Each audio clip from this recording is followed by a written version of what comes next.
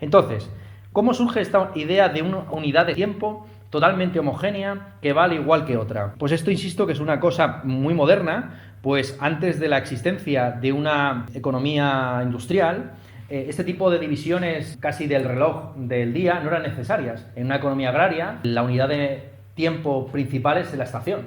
Tú cosechas en primavera, da igual si el 15 o el 16, o a las 6 y 12 o a las 6 y 13, y pillas la cosecha en otoño o en verano. En la economía agraria, la unidad fundamental es la estación, o como mucho la semana, en una economía que tenga, por ejemplo, mercado a través del mar, vinculada con las mareas. Y luego, en todo caso, pues hay una división del día conforme a la economía de la salvación anímica, ¿no? Entonces, la división por horas de la Edad Media son las horas a las que uno se debe levantar y rezar. Los maitines es justo antes del amanecer, los laudes en el momento del amanecer, la prima, la tertia, la sexta y la nona están vinculadas a ciertos rezos, y por último, las vísperas es justo después del último rezo para prepararse a dormir. Entonces, es completamente diferente una economía donde la función principal es comerciar con Dios, y por lo tanto, donde las horas están divididas según los rezos, a una economía basada en trenes que tienen que salir a tal hora de tal estación para no chocar con otro tren que viene delante o que viene detrás. Lo importante es darse cuenta que tanto el espacio como el tiempo no son realidades aisladas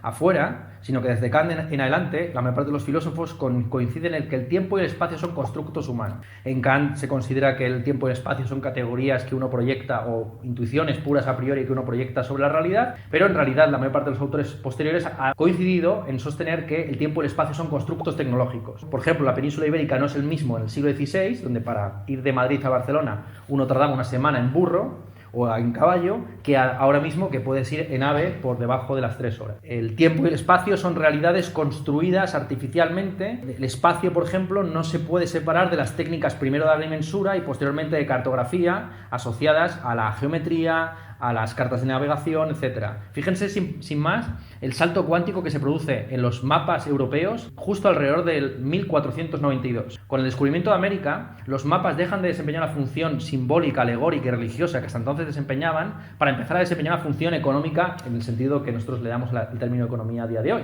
Si ustedes ven los mapas justo antes del descubrimiento de América, verán que ni por asomo se parece a la realidad de Europa, África y Asia. Y es porque no tenía la función de representar fielmente lo que estaba ahí dentro. Las técnicas de navegación dentro del Mediterráneo o del mar Báltico eran tan elementales que se podían hacer perfectamente a ojo por cabotaje, sin necesidad de unos mapas claros que te dijera dónde estaba Nápoles, dónde estaba Puerto de Valencia, dónde estaba Lyon, dónde estaba algún otro ciudad comercial importante. La función de los mapas hasta 1492 es simplemente representar las 3 partes mitológicas del mundo, asociadas con los 3 hijos de Noé, Cam, Sem y Jafet, representando a su vez el cruce entre el Mar Negro y el Mar Rojo con el Mediterráneo, como si fuera la cruz de Cristo. A partir del descubrimiento de América, donde los mapas ya cumplen una función esencial para llegar vivo al otro lado del charco, ahí sí empiezan de repente, en una cuestión de 10 años, pasan de representar el mundo como un gran orbe en torno a una cruz, a de repente, ¿qué pasa? ¿Que no veían el mundo antes? ¿Que no lo descubrían? No, es que las prioridades han cambiado,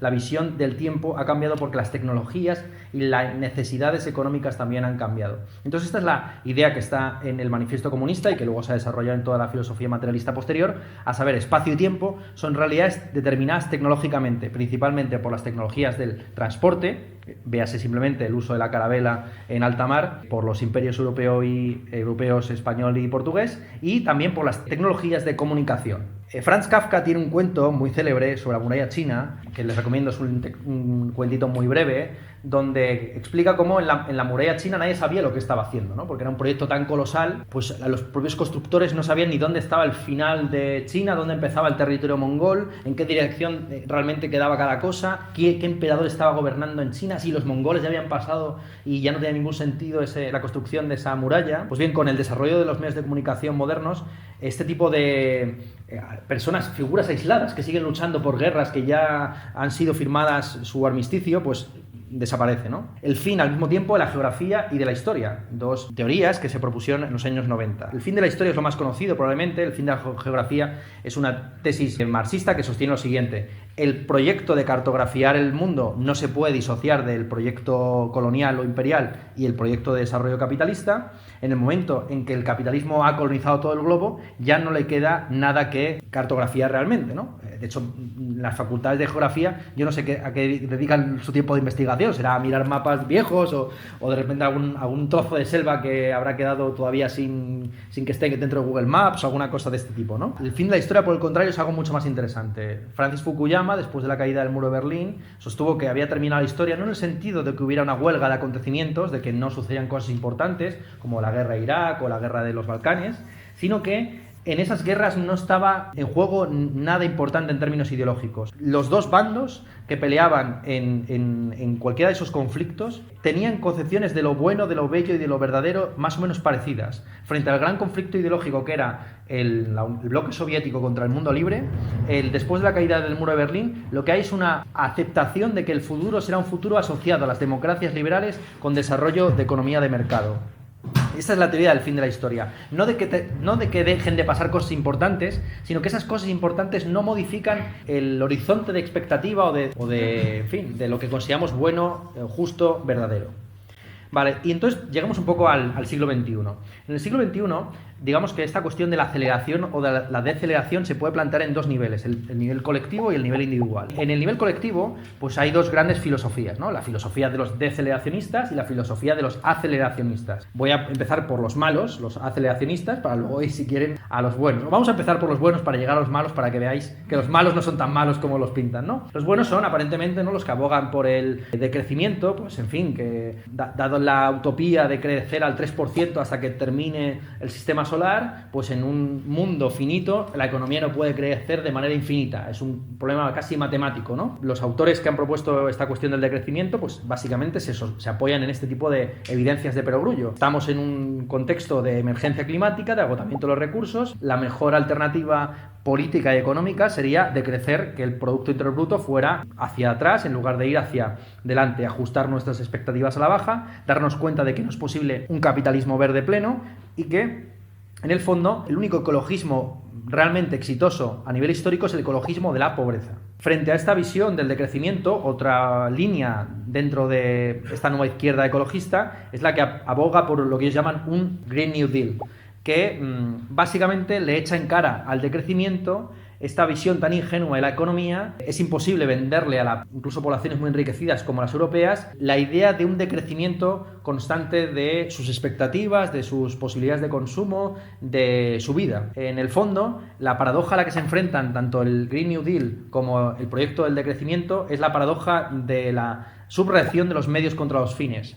Porque de alguna forma tenemos que darnos prisa en ir lento, ¿no? El famoso dicho latino, ¿no? Festina lente, vísteme despacio que tengo prisa. Tenemos que ir rápido a ponernos lento. Hay que ir a toda pastilla en aviones a propulsión, a congresos internacionales donde se prohíba el uso de aviones a propulsión, ¿no? Entonces, pues dentro de poco tan solo se tomarán aviones para ir a congresos contra el uso de los aviones, ¿no? Hay una paradoja ahí interesante que sobre todo se ha cebado mucho con la figura en los últimos años de Greta Thunberg, que es la encarnación pura de este tipo de contradicciones, ¿no? Donde los medios que se ponen para un determinado fin ya van subvirtiendo al propio fin, ¿no? Tenemos que hacer congresos internacionales donde todo el mundo vaya en barco, en velero o por avión para prohibir posteriormente el uso de barcos, de veleros y de aviones, ¿no? Esto es lo que los miembros de la Escuela de Frankfurt llamaban efectivamente la subreacción de los medios contra los fines. Tenemos que darnos prisa en ir lento. Pues si nos damos prisa en ir lento, lo que va a suceder es que nos vamos a ir dando cada vez más prisa y nunca llegaremos a ponernos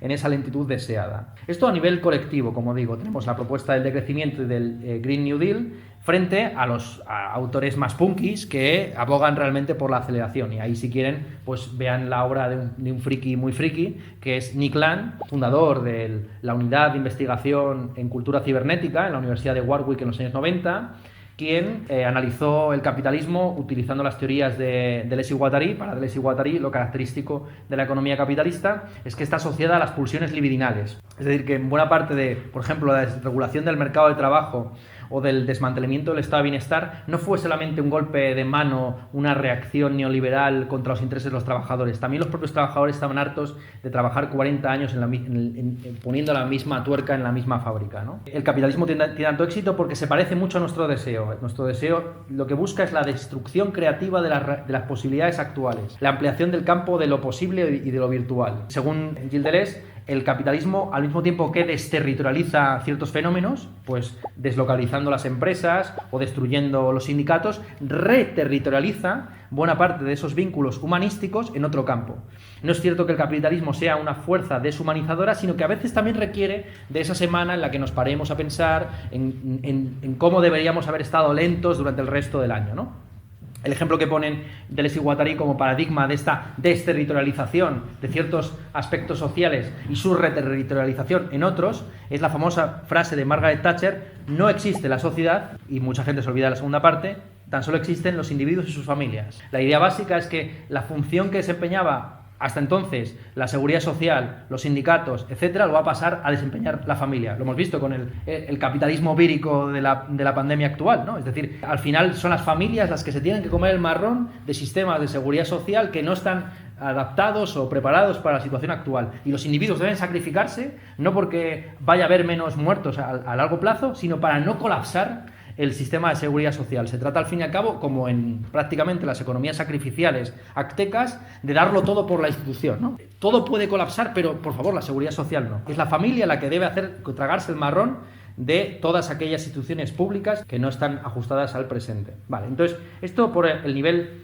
la propuesta, la idea de England, muy sencilla, es que la izquierda no debería ser miserabilista, no debería abogar por regresar a cabañas y con trineos tirados por perros y cosas por este estilo, sino que debe abogar por la aceleración de los procesos productivos y la desterritorialización total, que en lugar de intentar regresar nostálgicamente a un estado de bienestar que ya no se va a recuperar, pues por ejemplo se podría abogar por la ultra tecnificación y robotización del mercado y el derecho a la pereza subvencionado por la vía del, no el subsidio de desempleo, sino la renta básica universal. La renta básica universal es uno de estos proyectos aceleracionistas que tiene como objetivo no reforzar el estado de bienestar, sino suplantarlo, individualizándolo mucho más, ¿vale? Llegamos al final con una pequeña exposición de cómo se articula esto en el campo individual. En el campo individual, pues a mí las teorías que más me interesan son las expuestas por Walter Benjamin en sus fragmentos del libro de los pasajes. Walter Benjamin es un filósofo judío asociado a la Escuela de Frankfurt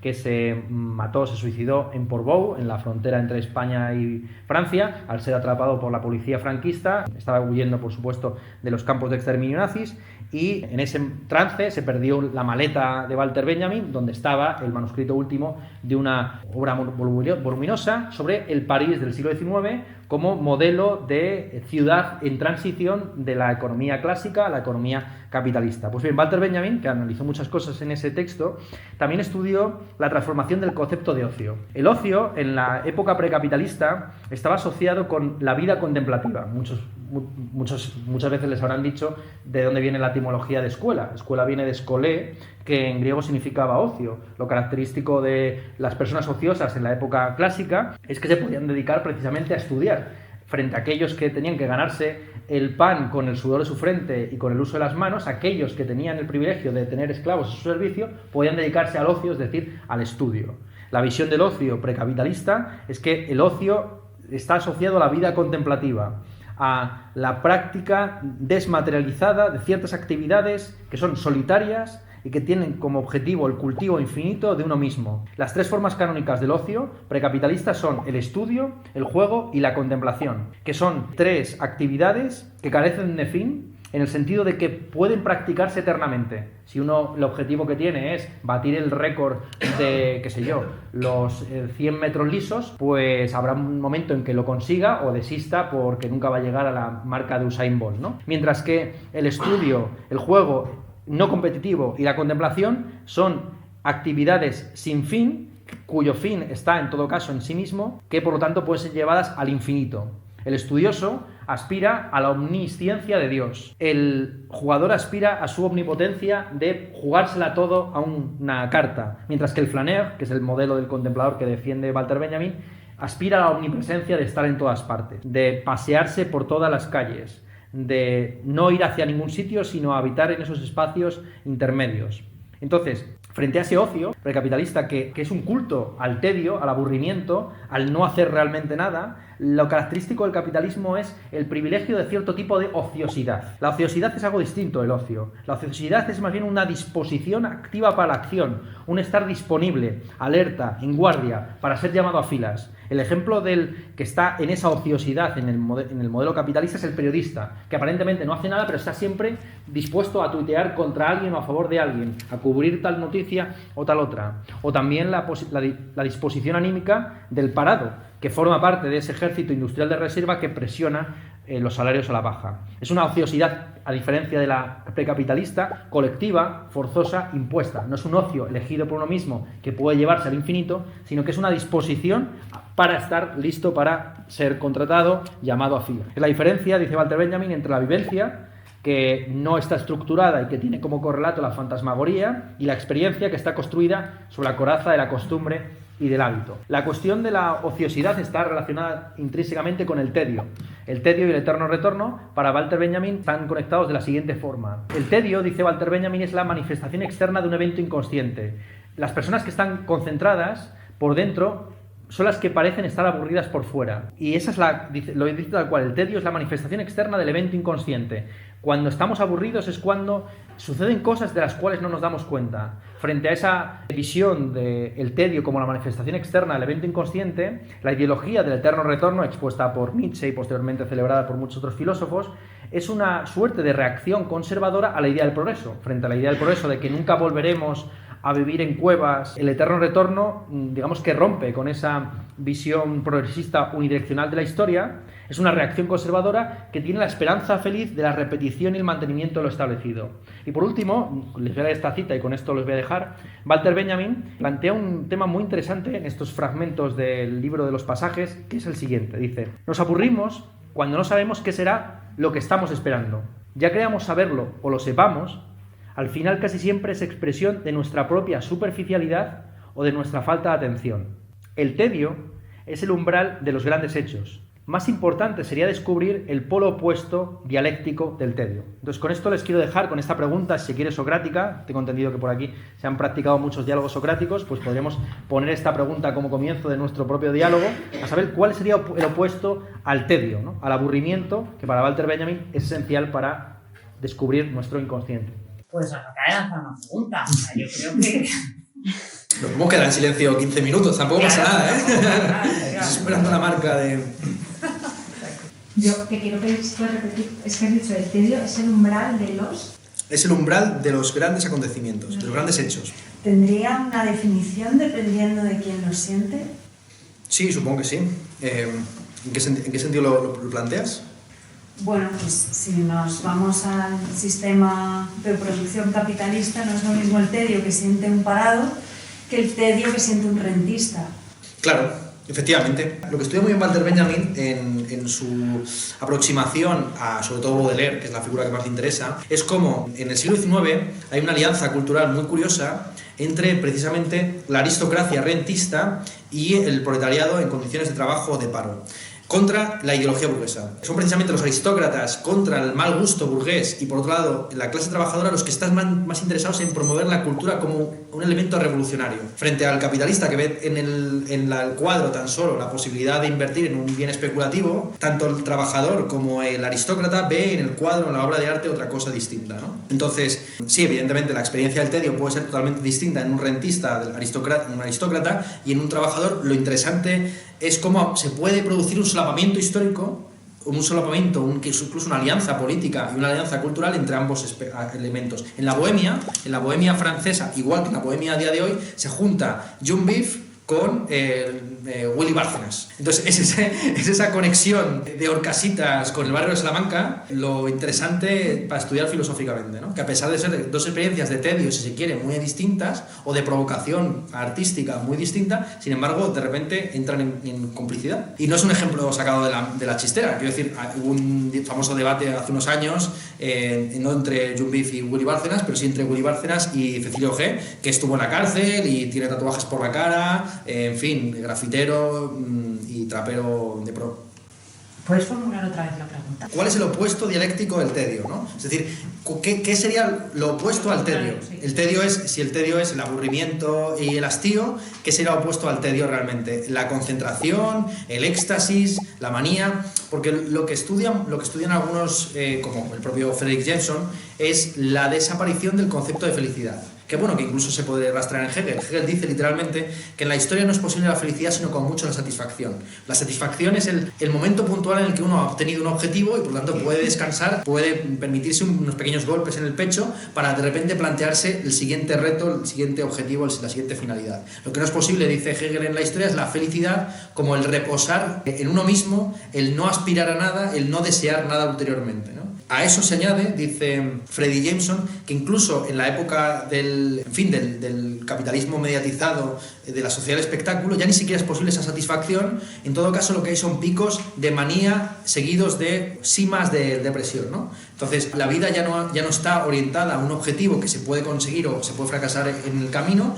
sino que son picos hacia arriba o hacia abajo de depresión o de manía, ¿no? Entonces, la característica psicopática del capitalismo es que nos convierte a todos nosotros en maniáticos depresivos. ¿Podría ser la desconexión? Bueno, puede ser. El tema de la desconexión es que uno nunca está desconectado del todo. Bueno, aislado. O aislado, claro.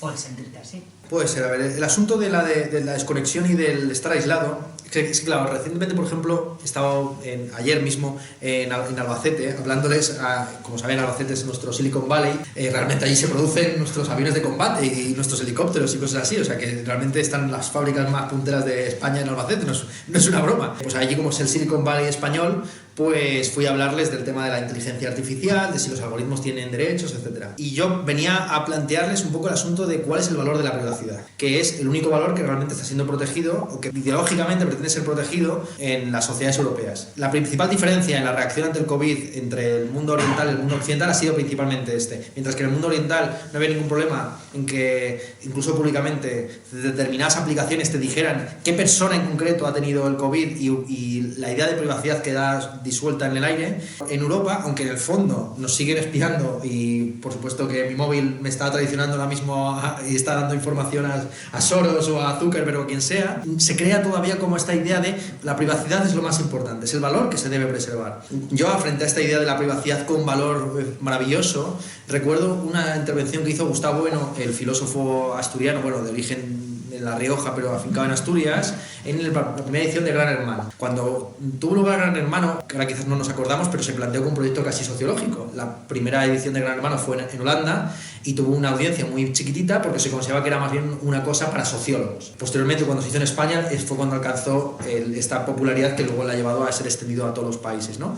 Y Gustavo Bueno decía que la privacidad era un valor en realidad protestante, porque son los protestantes los que entienden que la conexión entre Dios y el individuo se produce individualmente, sin transición por las jerarquías eclesiásticas y sin necesidad de confesores. Frente a la religión católica, que le da tanta importancia al confesor, a la expresión y exposición pública de la vida privada, en el protestantismo y muy seriamente en el calvinismo, lo que se valora es esa intimidad en la que uno está salvado. Externamente se comporta como un tiburón cocainómano, lo que estaba diciendo, pero sin embargo en su foro interno pues sigue creyendo en el deber kantiano o en lo que sea, ¿no? Esa intimidad sería la que no podría ser violada por las redes sociales, por los algoritmos, por todos estos dispositivos de vigilancia. Lo interesante es que en realidad a todos estos algoritmos no les interesa tu privacidad o tu intimidad, lo que les interesa es lo que llamaban los lacanianos la extimidad. Es decir, cómo tu comportamiento superficial con otros individuos permite predecir las conductas de atención y de consumo de individuos exactamente idénticos a ti.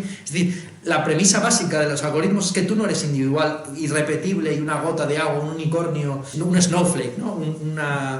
En fin, una cosa que es única e irrepetible. No, lo que les interesa es que hay 1000 personas como tú que desean comprar Viagra, o un test de embarazo o un coche más guay. Ya está, ¿no? Y estudiando tu extimidad, sin necesidad de entrar en tu privacidad, son capaces de controlar y manipular en una cierta dirección esa acción. Pero el problema no es un problema de la privacidad, es un problema de cómo, al conocer la extimidad de tu conducta, no solamente predicen lo que vas a hacer, sino que manipulan lo que vas a hacer. no es un problema de información, es un problema de conducta. Que conozcas lo que estás haciendo, lo importante no es la diferencia entre lo privado y lo público, sino la diferencia entre hacer el bien o hacer el mal. Pero claro, ¿qué es hacer el bien y qué es hacer el mal? Pues es algo que ha quedado totalmente desmantelado por completo. No, yo iba a irme, pero bueno, ya hemos resuelto, o sea, que a lo mejor tengo que callar. No, venga. He ido a la parte más de éxtasis y motivación, porque estaba pensando en el tedio en clave de tiempo, me había interesado la parte del principio del tiempo y la concepción del tiempo, y pensando en el tiempo y escuchando lo que veía sobre el tiempo como si te vas al cero absoluto el tiempo se para y no existe. Pensaba irme hacia otro punto completamente opuesto, que es maximizar una aceleración, que es el calor. Y entonces para mí era el éxtasis, o sea, irme a la motivación constante del éxtasis, ese punto en el que tienes esa conexión absoluta con el todo, no sabría explicarlo. Pero... Sí. Está en San Agustín, las Confesiones, el famoso pasaje de cuando no me preguntan qué es el tiempo, lo sé, y cuando me lo preguntan, no lo sé. Esto es lo que más la gente recuerda, pero está acompañado de toda una reflexión muy interesante acerca de cómo medimos realmente las unidades de tiempo. La visión de los antiguos era muy sencilla. El tiempo está asociado al cambio. Aristóteles dice literalmente que el tiempo es la unidad de medida del antes y el después según el cambio.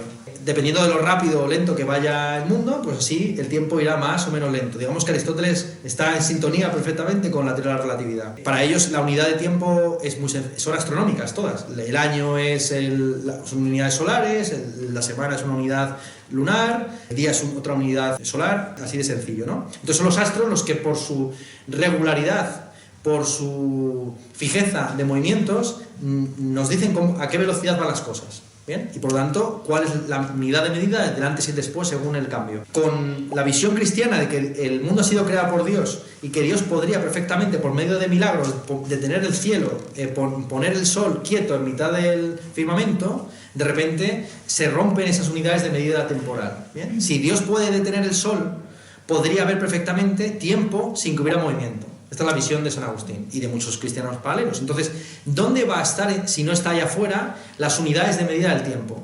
La visión que tiene San Agustín, y esa es la cosa interesante, es que la unidad de medida la pone el sujeto. La visión de San Agustín, bastante curiosa, y la seguimos manteniendo en el presente, es que en realidad hay tan solo un tiempo enmascarado o presentado de tres formas. El tiempo único que existe es el presente.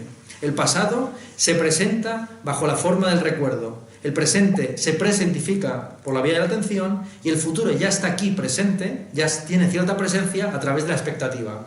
En realidad no son unidades conmensurables, lo único que existe es el presente que se modula de tres formas. ¿Bien? Lo que recuerdas, a lo que atiendes en el presente, a lo que no estás atendiendo en el presente no existe como presente. Y la expectativa de lo que va a suceder en el futuro. Claro, eso quiere decir que hay tantos tiempos como personas, ¿no? O sea, esta charla que hemos estado aquí, pues al que le haya interesado mucho se la ha pasado volando y al que le ha aburrido un montón se la ha pasado lentísima, ¿no? ¿Cuánto tiempo ha durado realmente la charla? ¿Ha durado una eternidad para el que se aburrió o ha durado un microsegundo para el que se entretuvo? ¿Cuál va a ser la unidad que va a conmensurar nuestros diversos tiempos subjetivos? O sea, ¿qué es lo que va a unir las diversas temporalidades anímicas, las diversas formas de recordar, de atender y de expectar? Pues para San Agustín esa unidad de medida la pone Dios, porque hay una expectativa que no se puede comparar al resto, que es la expectativa de la redención.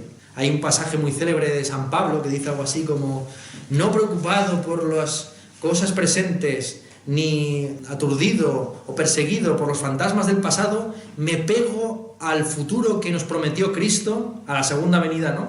Como aquello que ya da una unidad de tiempo que al mismo tiempo es subjetiva y objetiva, ¿vale? Y es la eternidad esta de el éxtasis, ¿no? El éxtasis de la eternidad en la que vive Dios, que es un presente constante, donde no hay ni pasado ni futuro, sino que todo constantemente es ahora.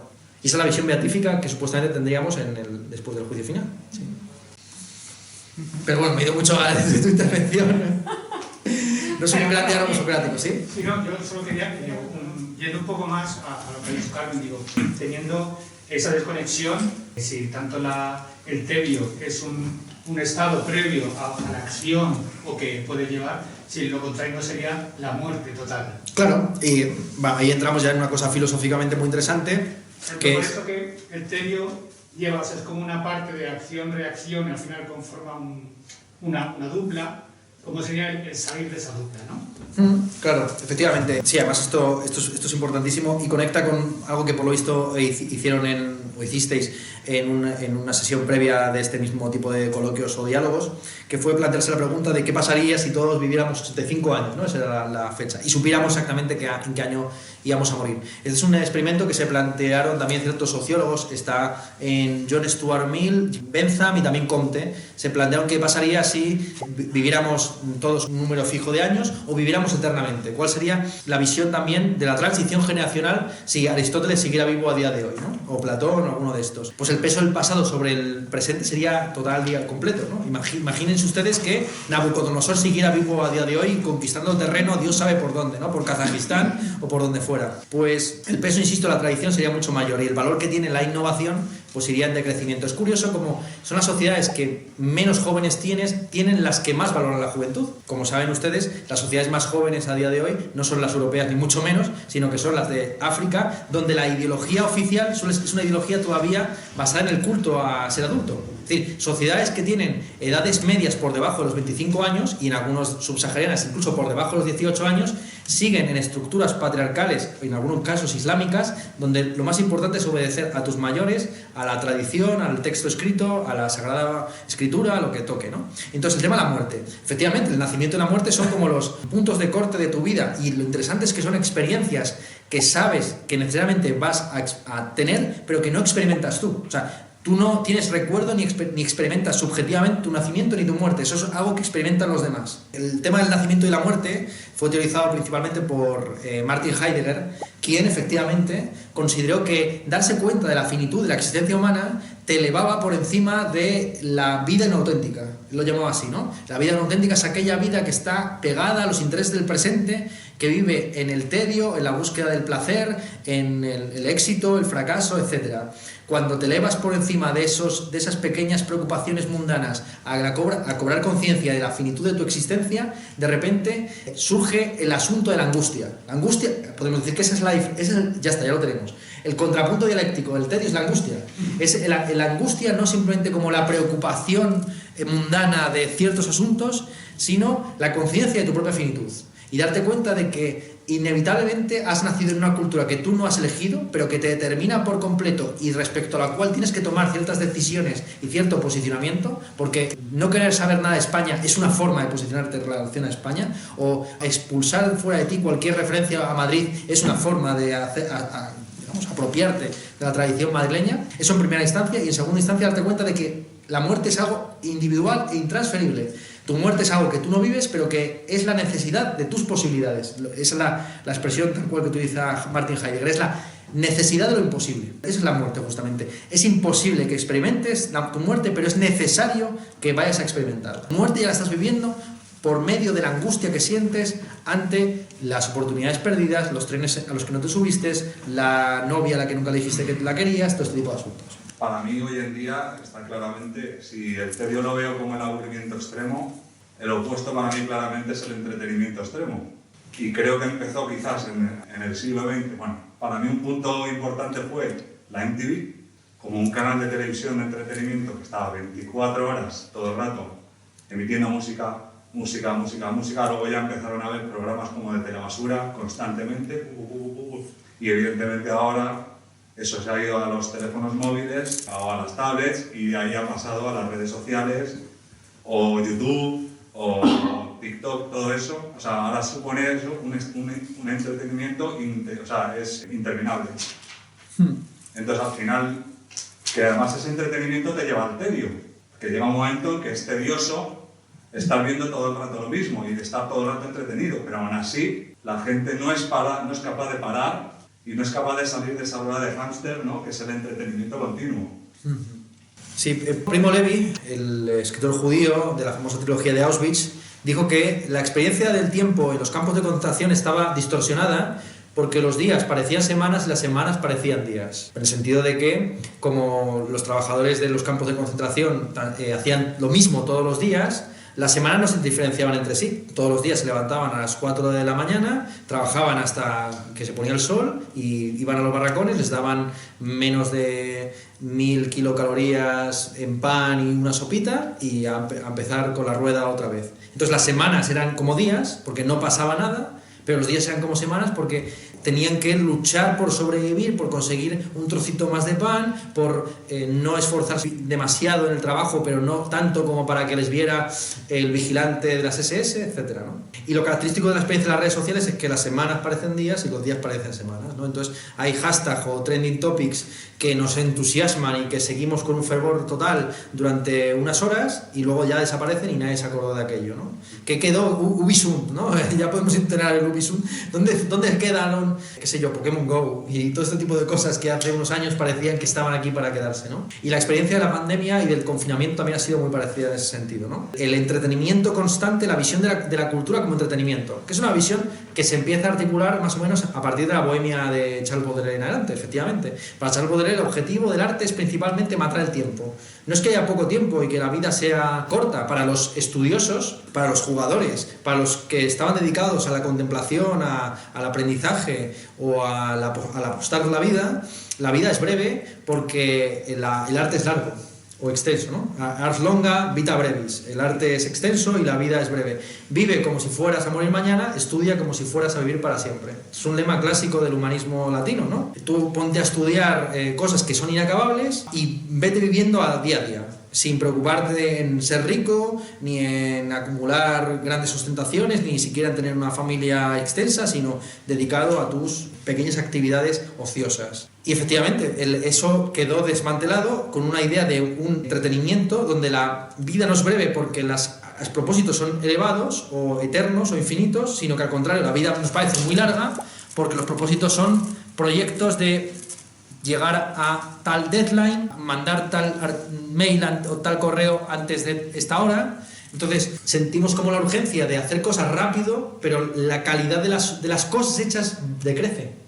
Es más importante hacer una cosa a tiempo que hacer una cosa bien. Y eso es lo que hace que el sentido de la vida se vaya como minando poco a poco hasta convertirse uno simplemente en una máquina que reacciona al entorno, a lo que el entorno le va demandando, pues tal hoja para los impuestos o, en fin, que es más importante, insisto, mandar algo a tiempo que hacer algo bien.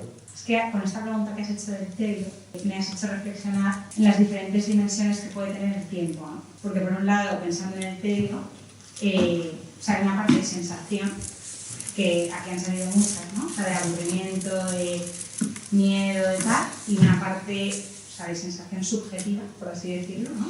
Y otra parte de cierta objetividad, que es que existe algo, que es un tiempo, una duración, ¿no?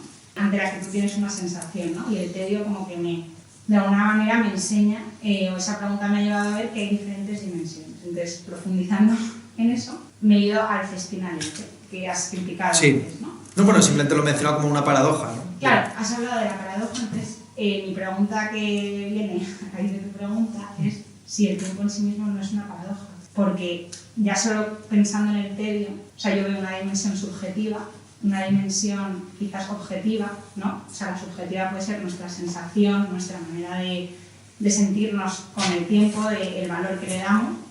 La objetiva puede ser ese tiempo cronológico que está ahí, ¿no? Que muchas veces ni siquiera le damos o nos fijamos en ello, ¿no? Las 24 horas del día, los 365 días del año, años que hemos vivido, no sé, hay una parte objetiva que está ahí y luego no sé si hay una cuestión relativa que tiene que ver también con, pues por ejemplo, la tecnología ha cambiado completamente nuestro paradigma, ¿no?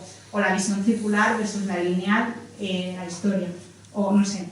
Entonces, como que pensando en esa dimensión subjetiva, esa dimensión objetiva y esa dimensión relativa, claro, no sé si es posible salir de una paradoja cuando hablamos de tiempo, porque hay contradicciones que existen, ¿no? Sí, claro, efectivamente. Las tres concepciones del tiempo que has delineado se ajustan bastante bien a los tres términos que había en griego, que eran cronos, aion y kairos. Cronos siempre refirió al tiempo objetivo que inicialmente se consideraba finito por el prejuicio que tenían los griegos de que lo perfecto es lo definido, lo que tiene límites frente a aquello que está informe porque no tiene límites y que no sabemos ni siquiera si es múltiple o uno. Una de las grandes transformaciones que introdujo el cristianismo es de repente revalorizar lo infinito. Dios es omnipotente y el hecho de que sea infinito y no tenga límites es una ventaja frente a los mundos finitos de los griegos, donde pues eso, el ser de Parmenides está perfectamente redondeado, tiene límites, y precisamente porque tiene una forma y está definido, es perfecto. Lo perfecto se opone a lo infecto, a lo que no está terminado, a lo que no está completo. Entonces, el Cronos inicialmente refería a un tiempo objetivo que es finito, que se repite circularmente, frente al aion, lo que se traduce a veces al castellano como los eones, que refería al tiempo vital. El tiempo vital, de nuevo, también se concebía inicialmente como finito hasta que aparecen las religiones mistéricas, la religión órfica y posteriormente todas las sectas pitagóricas, etcétera, que empiezan a hablar de la inmortalidad del alma. Si la vida del alma es infinita, entonces el tiempo de la vida, lejos de ser finito y delimitado por 60, 70, 80 años, pues se asocia a la eternidad. La visión actual es más bien la inversa, es decir, que el Cronos, el tiempo objetivo, es el tiempo eterno, que existió desde el Big Bang hasta el presente, asociado a la cantidad de materia en el espacio, etcétera, frente al tiempo subjetivo, que es finito, que tiene que ver con el nacimiento, la muerte, la angustia, etcétera. Y el Kairos es lo privilegiado por el capitalismo, es la oportunidad concreta, ¿no? Es el hacer algo ahora, tiene valor 100.000, invertir ahora en Bitcoin tiene valor 100.000, invertir un microsegundo después en Bitcoin no vale nada. Lo importante no es lo que se hace, sino cuándo se hace. Y esta es una transformación, que es el concepto de tiempo relativo que tú has dicho, que afecta a todos los planos. Hace mucho tiempo que en el campo, por ejemplo, de la estética, la pregunta ya no es qué es arte, sino cuándo es arte. ¿Cuándo es arte? ¿Cuándo es arte y dónde es arte un urinario? Pues evidentemente no en el momento en que estás meando en él, en unos baños públicos en Atocha. El urinario se convierte en una obra de arte cuando ha pasado una serie de procesos de selección, de valoración teórica por filósofos, críticos de arte, etc., y es situado en un pedestal o detrás de una vitrina. Y así con un montón de cosas, que es la temporalización de toda la realidad, ¿no? Efectivamente, lo importante no es el qué, sino el cuándo. Lo importante es la esencia de las cosas, que para los griegos está situada en el pasado, sino lo importante es el cuándo de los hechos que suceden, efectivamente. Y sí, que el tiempo está lleno de paradojas, inevitablemente. Hay un libro bellísimo al que le he estado dedicando los últimos meses dando clases sobre este asunto, Tiempo y narración, de Paul Ricoeur, explica muy bien la conexión entre esos dos términos, cómo nuestra experiencia del tiempo no se puede disociar de la forma en la que nos narramos y nos contamos como individuos y como sociedad, y al revés, cómo las formas de narración tienen sentido en la medida en que se conectan con experiencias subjetivas de la temporalidad. Si viviéramos en un presente constante, no podríamos entender novelas como En busca del tiempo perdido, ¿no? Que es una novela sobre la pérdida del tiempo. O sea, la novela del tiempo, En busca del tiempo perdido, es una novela sobre el tiempo perdido, incluso por el propio lector, que tiene que calzarse 3.000 páginas para darse cuenta de que secretamente lo que le estaba revelando Marcel Proust era la historia inconsciente de una vocación. No es hasta el final, perdón por hacer spoiler, que se revela que la novela que se está leyendo es la novela que escribe el protagonista al darse cuenta de todo el tiempo que ha perdido en soirées, matinés, en fiestas con marquesas y duquesas, en lo que ha perdido el tiempo, a su vez, el lector durante el tiempo que haya tardado en leer las 3.000 páginas. Entonces, la única temporalidad, por ejemplo, que hay en la lectura es la del ejercicio mismo de la lectura, de cuánto tiempo tardas en leer las cosas. Y ahí también afecta la tecnología. Una de las razones principales por las cuales la industria editorial tiene muchas dificultades para adaptarse al presente es que no es que la gente lea poco, es más, se lee ahora más que nunca, se escribe ahora más que nunca, pero ¿en qué formato? Eso es lo importante. No es lo mismo la lectura y la escritura como algo asociado a la soledad, al tiempo improductivo, al cultivo de uno mismo, incluso a la posibilidad de aburrirse, porque quien se dedique muchas horas a leer y diga que nunca se aburrió, no leyó bien, no leyó bien, es una cosa distinta eso a estar leyendo en un hilo de Twitter. Está estudiado incluso, hay un libro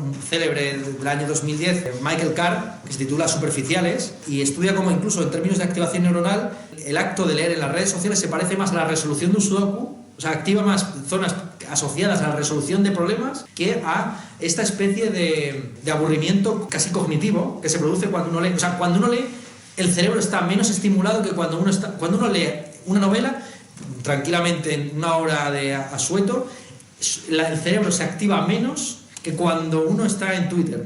Y es precisamente esa energía no gastada en la activación neuronal concreta lo que sirve para ir calando en tu propia personalidad y transformando tu concepción de ti mismo o ti misma. Mientras que en las redes sociales estás más bien, insisto, resolviendo el problema de cómo reaccionar a esto. Es el problema del tema de la reacción, de pensarte a ti mismo como un agente objetivo. Lejos de ver la interactividad como algo positivo, yo creo que lo que genera son conductas interpasivas. Esto está teorizado por Mark Fisher en Realismo Capitalista, como muchos de estos sistemas tecnológicos que tienen la ideología de lo interactivo, de qué bien que ya no estamos en la televisión donde un solo director de informativos determinaba lo que iba a ver el público y había tan solo 2 cadenas, ahora podemos elegir libremente. Es curioso, ¿no?, que a la gente le den libertad para hacer lo que quiera y al final caiga en la televisión 2.0, lo decíamos antes, ¿no? La gente al final quiere el Sálvame Deluxe Millennial, con Jaime Altozano, Iter y las peleas de Dallas Review con su novia, etc. Me he ido un poco de tu pregunta, pero bueno, por ahí va la cosa, sí. Quería preguntarte cuál es tu definición de empresa y cuál es tu... Bueno, claro, esto de la empresa debería pensarlo con más detenimiento, claro. O sea, uno podría remontarse pues hasta el concepto, por ejemplo, de empresa que tenían, qué sé yo, los conquistadores de... Tuyo, pero tú estás dando una opinión concreta sobre no, bueno, pero es que... tema, luego, ¿cuál es tu interpretación de empresa para... Claro, yo, por ejemplo, el concepto mío de empresa...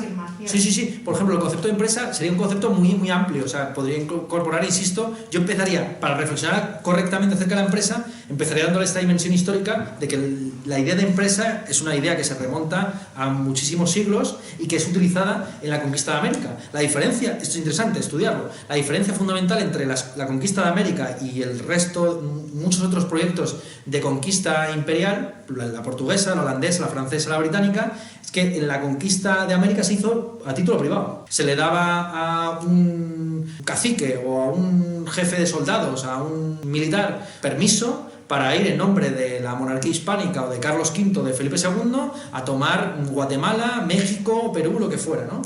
Y buena parte de la famosa pulsión depredadora de Hernán Cortés, de Pizarro, sobre todo de Pizarro, el famoso secuestro de Atahualpa, etcétera, se debía a que eran empresarios que habían puesto su dinero y tenían que rentabilizarlo. De una manera célebre, Pizarro secuestra a Atahualpa y pide, para devolverlo, una sala llena de oro hasta el techo. Los incas le dan esa sala de oro hasta el techo y él no devuelve al rey, al emperador. Hay una ética, esto es un tema, es que la ética empresarial está inevitablemente en cualquier tipo de organización, por mínima que sea. Incluso hay una ética, por supuesto, de una banda de ladrones, porque la banda de ladrones no se pueden robar dentro de los unos a los otros. Mi concepto de empresa es un concepto muy amplio, pero bueno, el concepto más básico es, en el contexto capitalista actual, un proyecto colectivo cuya función principal, encubierta en muchas ocasiones por discursos perfectamente nobles, es revalorizar el capital. Que si inviertes 1.000, pues allá 1.005 dentro de un mes o un año. Hay teorías como Charles Handy que consideran que la empresa es el conjunto de acciones que haces para cumplir un propósito determinado, sí, que generan una consecuencia que es ganar dinero, y esa teoría es la que luego cogen otra serie de economistas para definir la empresa y para construir lo que hoy es una empresa social, por ejemplo. Sí, o sea, esa teoría está bien, pero de nuevo, muchas de esas empresas sociales para mantenerse van a necesitar al final del medio de intercambio privilegiado que es el dinero. Bueno, pero todos nosotros necesitamos dinero para sobrevivir. Efectivamente. Te vuelves mejor que se forme una empresa o te pongas en la calle a... Sí. Por eso no, el concepto que has expuesto de empresa es un concepto muy amplio que luego requeriría, evidentemente, esta concreción más específica e institucional, pero que es perfectamente válido, sí. Vamos, nunca, no me he puesto a pensarlo. Ahí tendría que reclamar esta lentitud y que me voy a agarrar ahora sí a aprovechar, ¿no? No, déjenme, ya vuelvo dentro de un mes y... Una pregunta, te iba a hablar mucho, te voy a mencionar mucho la palabra capitalista, ¿vale? El capitalismo, y yo últimamente estoy pensando mucho en la palabra Estado, como una empresa. Sí. Entonces, siempre como que tenemos la tendencia a pensar como entes depredadores, porque el de capitalismo, porque las empresas, porque mira...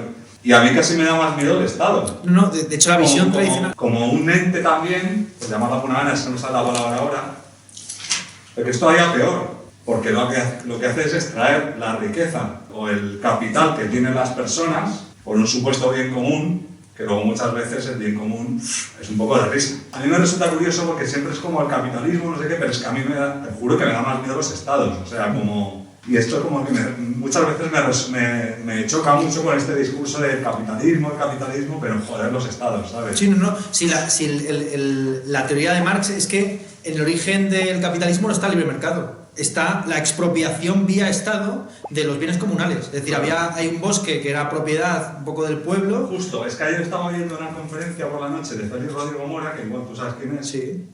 Justo hablaba de la Alta Edad Media y de los, ¿sabes? De todo eso. Eso es, los enclosures, y de cómo al final el Estado, en aquella época eran los reyes, a la gente les quitaban todos los bienes que tenían vía impuestos, que es un poco como se sigue haciendo ahora. No, sí, lo más acojonante es que en el presente se considera puntero repetir lo que hicieron los soviéticos hace 70 años. Es decir, Elon Musk va a poner individuos en órbita como hicieron los soviéticos en los años 50-60, ¿no? Y lo interesante del Estado es que en muchas ocasiones lleva a cabo ciertos experimentos sociales que luego el mercado también incorpora como propios, ¿no? Efectivamente. Y la teoría clásica de Marx no consideraba que el Estado fuera un actor benéfico que promueve el bien común, sino que es un elemento central, claro, y que no es posible, precisamente, frente al discurso, el liberalismo. El liberalismo es la última de las grandes utopías. De hecho, el socialismo utópico es un liberalismo utópico, porque considera que basta con que nos reunamos en falansterios y nos paguemos con moneda social y que en fin, como mucho haya una diferencia de tres niveles de salario entre el trabajador peor pagado y el CEO de la empresa para tener una sociedad justa. Es esta visión utópica de que basta con la voluntad humana para transformar el mundo, la que Marx, con su socialismo científico como siempre con las comillas que se quiera poner, dice, no, señores, es que no es una cuestión de privilegiar la empresa o privilegiar el Estado, es darse cuenta de su coimplicación en el proceso de valorización capitalista. Por eso hablamos de capitalismo y no de mercantilismo, porque mercados ha existido desde siempre, pero es totalmente diferente que tú tengas un mercado de productos excesivos, del surplus, donde tú tienes una cosecha de patatas y te sobran 30 y vas al mercado para comprarte una oveja. Es distinto el intercambio de iguales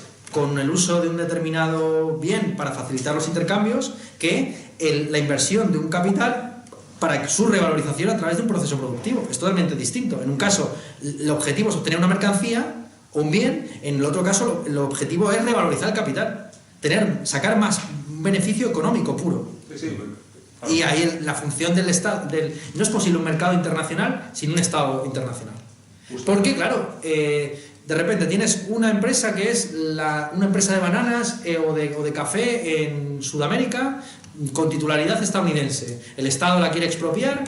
¿Qué tribunal juzga la posibilidad de expropiar ese bien? ¿Un tribunal estadounidense? ¿Un tribunal de Nicaragua?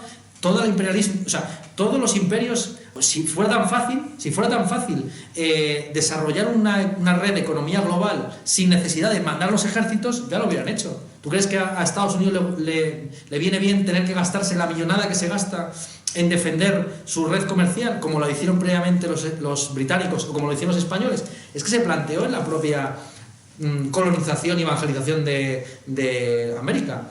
¿Es posible llevar la cruz sin llevar la espada? ¿Es posible que se metan en territorio azteca o inca unos franciscanos y unos dominicos a predicar la buena nueva sin el apoyo de los tercios españoles? Pues no es posible.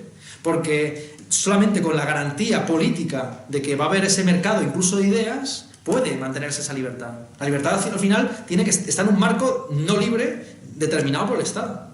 Efectivamente, que es el que pone las leyes de lo que se puede hacer, de lo que no se puede hacer y hasta dónde se puede llegar y quién va a juzgar en caso de que haya encontronazos. Claro, sí, porque yo puedo decidir no meter mi dinero en el Banco de Santander. Efectivamente. Pero no puedo decidir no pagar impuestos. Eso es. Porque mañana toc me llaman a la puerta y... Eso es. El cartero me da una tarjeta sorpresa. Iba a entrar en el diálogo y no debería. Robert. Pero que lo hagas, Mariano. No, porque quiero decir, no todo se puede regir a través del capitalismo. Hay muchas cosas que hay mucha gente que es vulnerable y a la que no se puede regir a través del capitalismo. Y para eso necesitamos un Estado que para mi Estado, en este último año además, que he estado mucho en contacto con la administración pública, para mi Estado ahora tiene una visión muy diferente de antes. Ahora para mí el Estado tiene mucho más que ver con el tema político y con el mandato político. el mandato político está íntimamente relacionado con el capitalismo.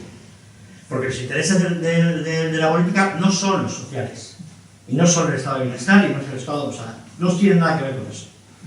O sea, el asunto político lo que tiene que ver es con la permanencia en el puesto, la permanencia de las ideas, y luego hay un montón de gente, una gran masa de trabajadores del Estado que están cambiando 4 años para acá, 4 años para allá, ¿verdad? Con regulaciones. O sea, que es que así es. Al final no se puede hacer nada. Es que por eso creo que además el Estado es una empresa, precisamente porque tiene, o sea, más trabajadores que cualquier gran empresa.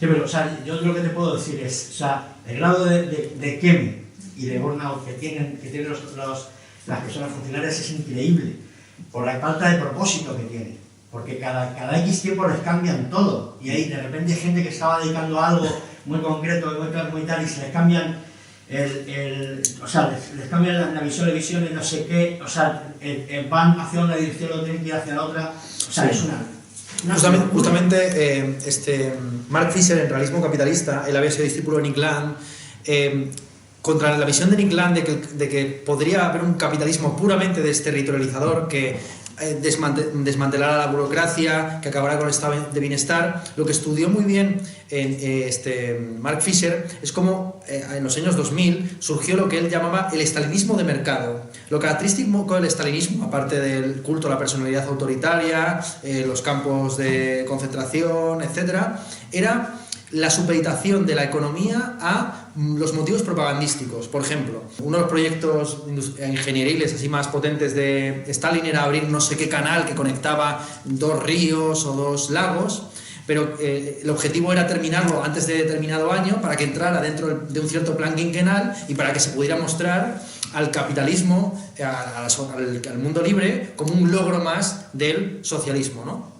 Entonces, en lugar de hacerse bien y hacer un canal que fuera transitable, se hacía un canal cutre, mal, que sirviera con fines propagandísticos, donde lo único que circulaba en una dirección y otra eran barcos a los que se subían escritores pro-bolcheviques para luego contar las loas del canal, ¿no? Entonces, lo característico de buena parte del capitalismo, del capitalismo aplicado incluso también a la función pública, es crear apariencias de que se está haciendo cosas. O sea, que es todo el tema de las auditorías, de la autoevaluación. Yo soy profesor en la universidad pública. No ha sucedido tanto en este país como en el mundo anglosajón, ¿no? Pero en el mundo anglosajón es muy habitual que el profesor no sepa nada. Las bromas que hay en Los Simpsons sobre el profesor que pierde el libro de ejercicios y ya no sabe explicar nada, es que es real. Allí son simplemente como máquinas expendedoras de títulos que tienen como objetivo tener a los chavales tranquilos y controlados ahí en el aula, haciendo que hagan ejercicios absurdos que se pueden cortar y pegar de internet y autoevaluándose constantemente. Por eso le llama estalinismo mercado. Es más importante la imagen que da el profesor de su trabajo que haga el trabajo. Es más importante tener, o sea, para mí, por ejemplo, es más importante este papelito. Realmente, esto es más importante que cualquier cosa que haya podido decir, y solamente por aquí porque hay una firma. Ya está. Este es el asunto. Y nadie se va a meter a si yo hablo bien o mal, si doy bien mis clases o si mis charlas son interesantes o no. Lo importante es la firma y el documento, ¿no? El estalinismo mercado del que hablaba. Entonces, el Estado no es un enemigo del mercado, es la condición de posibilidad de que haya el mercado, porque cubre muchos aspectos que el mercado no puede cubrir. Y luego hay otro elemento paraestatal, que son todo lo que las feministas llaman la economía de cuidados.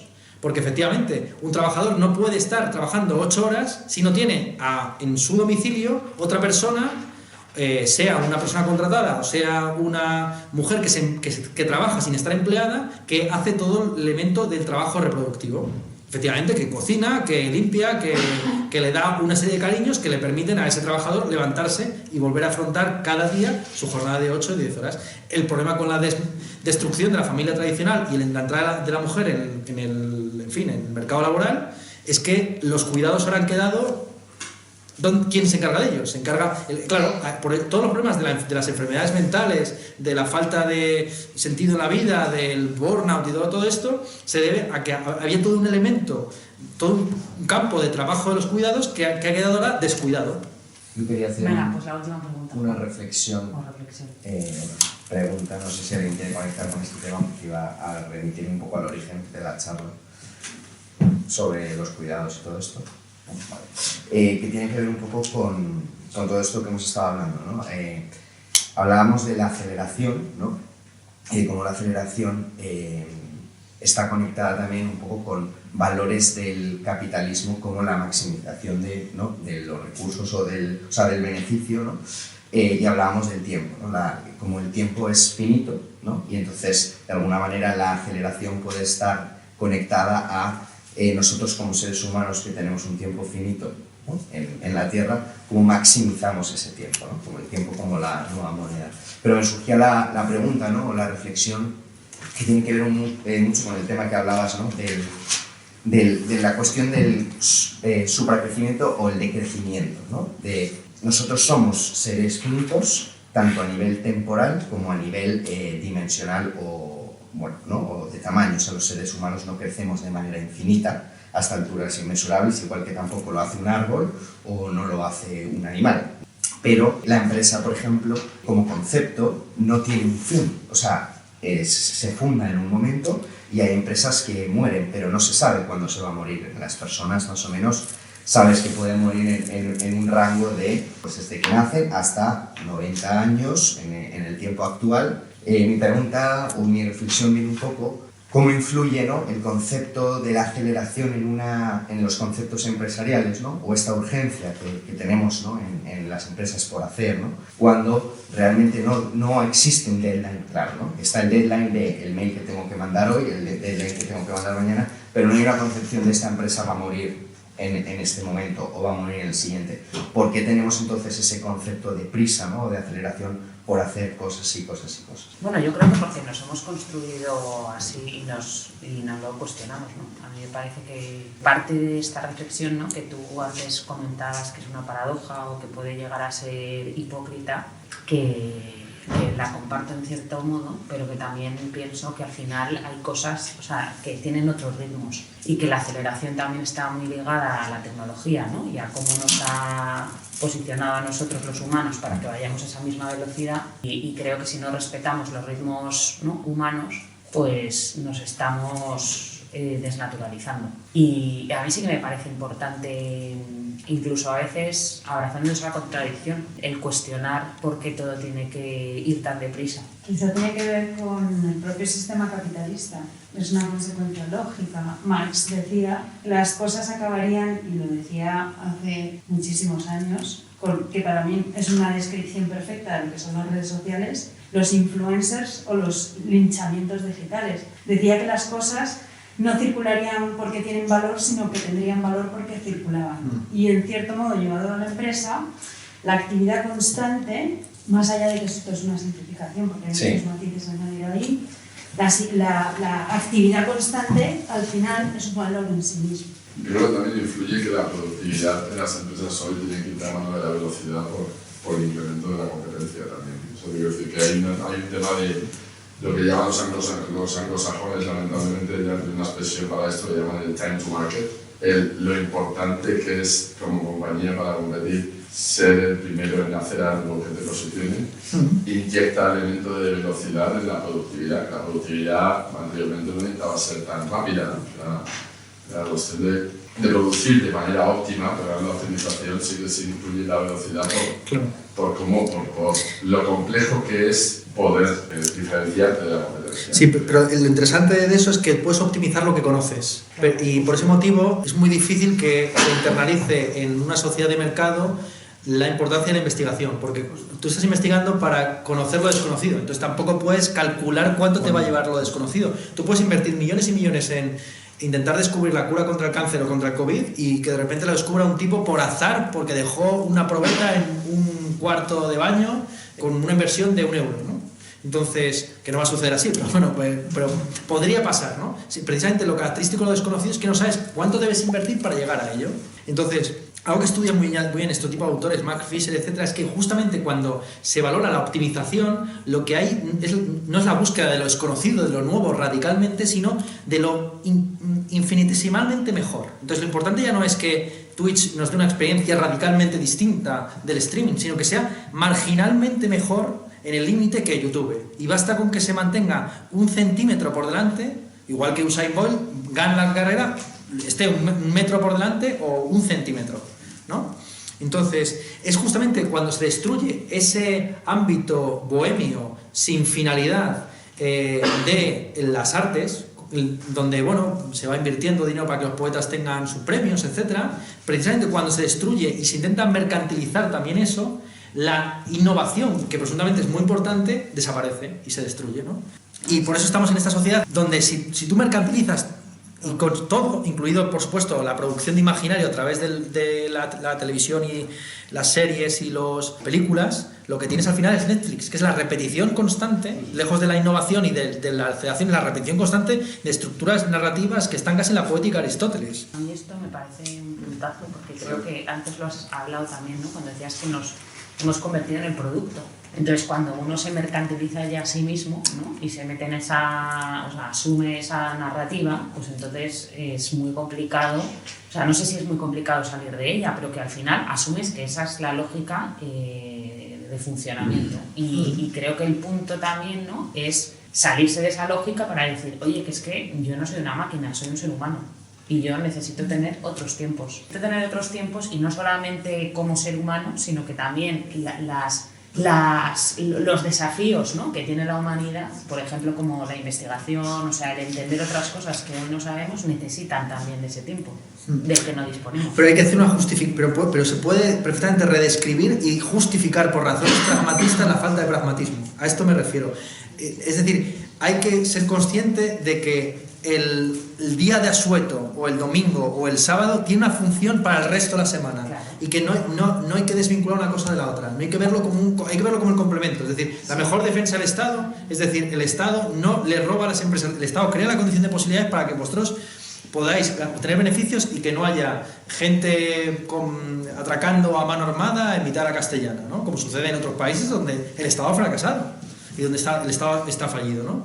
Entonces, sí, o sea, lo uno y lo contrario. Lo uno y lo contrario, efectivamente. Y una cosa que quería señalar también es cómo esta lógica, la novedad por la novedad misma y del time to market, se ha trasladado a todos los niveles. Por ejemplo, en el campo de las artes, hace mucho tiempo que las artes no se justifican por su belleza, por su sublimidad, por su conexión con lo divino o lo mundano, sino por su novedad. Es decir, cuando aparece en fin, lo de Duchamp, ¿no? Lo hemos dicho. ¿Cuándo es arte meter un urinario en un museo? Pues en el año 1916, porque fue la primera vez que se hizo. Si el que lo hiciera ya en el 17, en el 18 o en el 2021, ya está repitiendo una cosa que ya está amortizada en términos del mercado del arte. Y del mismo modo, los descubrimientos científicos son valiosos por el tiempo en el que se hacen. Es decir, bueno, sí, tú ahora puedes, si quieres, descubrir el teorema de Pitágoras, peor para ti, ¿no? El arte, al igual que la ciencia, se justifica también por el kairos, por el momento oportuno en el que uno publica algo, descubre algo. Si descubrirlo en segundo lugar ya no tiene tanto valor como hacerlo en primer lugar. Y esto, de nuevo, puedes pensar, es algo que se debe al capitalismo, pero tampoco vamos a echarle la culpa al pobre diablo todo, ¿no? O sea, que ya Newton y Leibniz, en un contexto precapitalista o en los comienzos del capitalismo, se peleaban por a ver quién había descubierto antes desarrollado antes el cálculo infinitesimal, ¿no? O sea que al final el asunto es ese, que como somos seres finitos, le damos un valor importantísimo a la novedad. El pasado tiene un peso sobre nosotros importante, pero seguimos pensando en la posibilidad de crear algo darle valor a algo que no ha sido producido previamente. Y eso es algo que se podrá decir que es moderno o que no existía en la época de los griegos, pero que no necesariamente está tan vinculado a un proyecto económico concreto como puede ser el capitalista. Es decir, que también en el mundo soviético se valoraba el esfuerzo, el stajanovismo y el desarrollo tecnológico. Pero yo creo que hay una cosa que es importante diferenciar, y es que el arte no es el mercado del arte. Es decir, una cosa es que tú coloques un urinario en 1917 y tengas una propuesta conceptual que modifica los estándares del arte, etcétera, etcétera, amplía los marcos, y otra cosa es que lo hagas después y tenga un valor distinto a precio de mercado porque no es lo mismo o porque es una copia o porque ya hay una reproducción o por lo que sea, ¿no? Porque no es novedad. Pero entonces ahí lo que hay son como dos criterios. Una cosa es lo que es el arte y otra cosa es lo que vale el arte. Yo creo que son dos campos totalmente distintos. El urinario puede seguir presentándose hoy en día en un museo y seguir siendo arte, pero a lo mejor no alcanza un precio de mercado porque le falta novedad o porque le falta algún componente que el mercado del arte es lo que tiene en cuenta. Pero tú te estás refiriendo a la punta de flecha, o sea, a la vanguardia del arte. No, me estoy refiriendo a que muchas veces cuando hablamos de arte, de qué es arte y qué no es arte, no nos damos cuenta de que estamos hablando de mercado de arte cuando queremos decir arte o arte cuando queremos decir mercado. Y que son dos ámbitos para mí distintos. O que deberían ser distintos, por lo menos, no confundirse. Aunque creo que Ernesto ha dicho el arte es arte cuando llega su momento de serlo, que está en relación al tiempo. Y ahí no soy capaz de acordarme de quién es el que hizo el experimento del gato cuando está muerto. Es Redinger, ¿no? Entonces, yo discrepo, o sea, yo estoy de acuerdo de el arte es arte y luego el mercado del arte puede reconocer el arte en un momento determinado y ser retribuido. Y lo mismo ocurre con una empresa que de hecho me animaría a deciros que a lo mejor se puede hacer una conversación del mes que viene, por cierto, o sea, que prepárate, sobre la empresa, porque... No voy a salir ya nunca de aquí, no me vais a tratar a esta mesa y me voy a poner loco aquí hablando de... Tienes un patio cojonudo. Claro, sí. Y una capturar y todo. La cerveza la ponemos nosotros. Bien, porque yo creo que hemos hecho un reduccionismo de lo que es una empresa, que se constituye un reduccionismo de lo que es la filosofía. Entonces, la filosofía son muchísimas cosas, al igual que las empresas son muchísimas, hay muchísimos tipos de empresas, y hay empresas que hoy en día no están aceleradas. Y van a un ritmo que es casi contracíclico y tienen su mercado y permiten que la vida siga, o sea, que las personas sigan viviendo de ellas.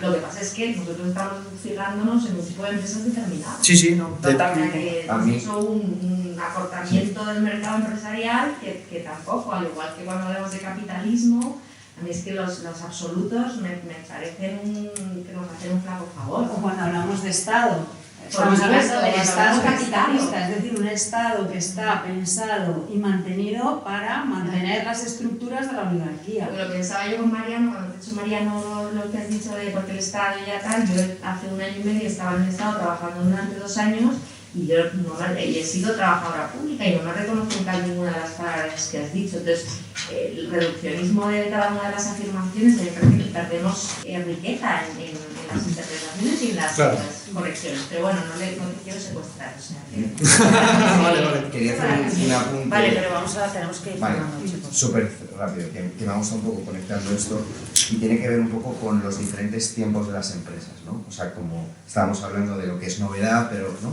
de llegar en el momento concreto, que tiene mucho que ver con la innovación, el kairos, y me remitía un poco a entender también cuáles tienen que ser los diferentes tipos de tiempo para una empresa, ¿no? Cuáles tienen que ser los momentos de kairos, cuáles tienen que ser los momentos de cronos, ¿no?